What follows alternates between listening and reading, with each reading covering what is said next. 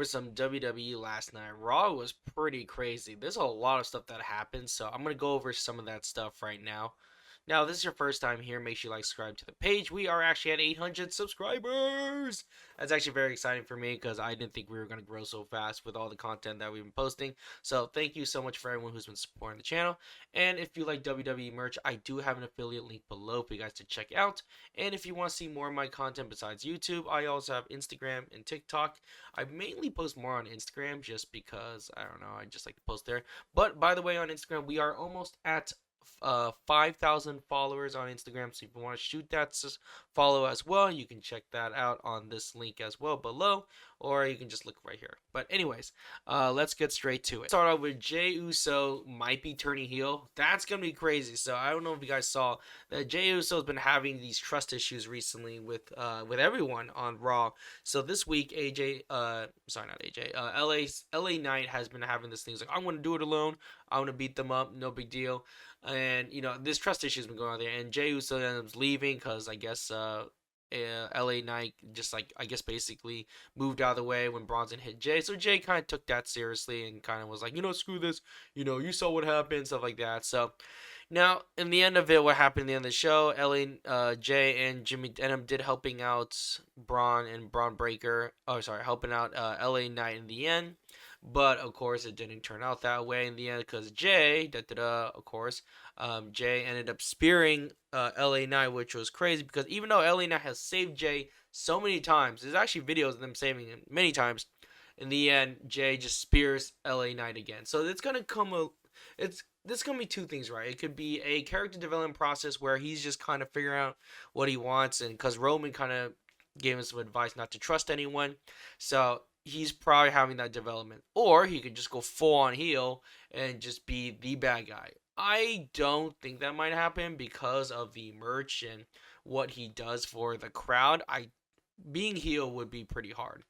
It's kind of like with Seth Rollins now, but even with Seth Rollins, like he seems very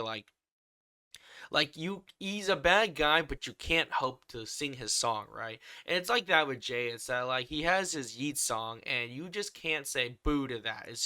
It's that good, unless he comes up with this new song, which basically sounds evil. But that's kind of what Jimmy has basically. So that could happen, something like that. But besides that, it's gonna be pretty wild. It could just be a character development thing that Jey is just struggling with, so that could also happen. So either way, it's more exciting to be honest. I kind of like what Jey's been doing recently, his promos, and it's getting a lot better, which I think is great. So, but I guess we'll find out. And honestly, at the WrestlePalooza with the Usos versus Bronze, I'm pretty sure the Usos gonna lose. They're 100% gonna lose, especially with the rate that with the storyline they're going with. Yeah, he's gonna lose for sure. So, and next ones I want to go over is Penta. So Penta's been kind of weird. Like he wants a title shot. We haven't given him a title shot yet, and I feel like he's been losing a lot recently. I don't know why. They seem to put the story with a New Day, and then of course he goes against Rusev because that was the match they had, which was weird because the War Raiders were ready to have his back, but they never showed up, which was really weird. So Rusev takes the win. I think Rusev has zero aura. I think he's not that great. I think they should put him in NXT. I don't think he's that great at all. It's kind of boring to watch. I don't really care for him. I don't like the guy. I'm sorry. I don't like the guy. I don't like the character they have for him. He's just boring. I'm sorry. He's just a really boring character, and I don't know. There's nothing about him. He just like when I see him, like I don't know. He doesn't give off aura. He just seems like this. I don't know, dumb guy, I guess. Anyway, so yeah, definitely not my take. But yeah, Penta and him losing was kind of like whatever's to me. So hopefully they do something with Penta. I'm not really a fan of.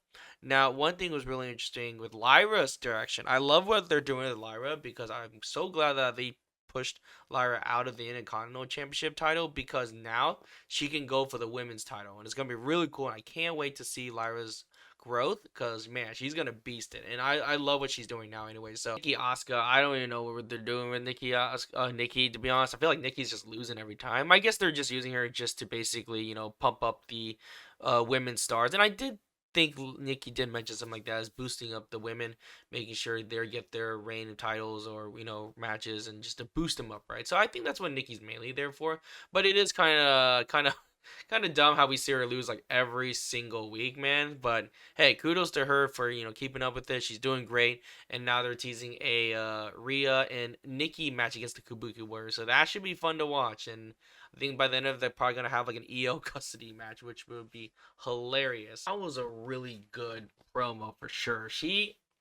Is she had a lot of funny sense of humor, and I feel like the way that and I'll mention this real quick is that Seth and Becky, man, they did such a good job in acting like clowns to boost up AJ Lee's return, and I love what they're doing with it. So kudos to both of them, the Seth and Becky. Like they've been killing it every week for being heel and being intimidating, and as well as being just funny. And I think they do a great job with that. Now AJ's post was basically shooting a lot of fun promos, and she was saying stuff like oh, freaking Becky was motorboating my husband. Could have been a nice friendship, but you had to do that. And obviously we knew a tag team match was coming up, so that happened. And honestly, it was pretty good. I really like the song. Now the song is stuck in my head.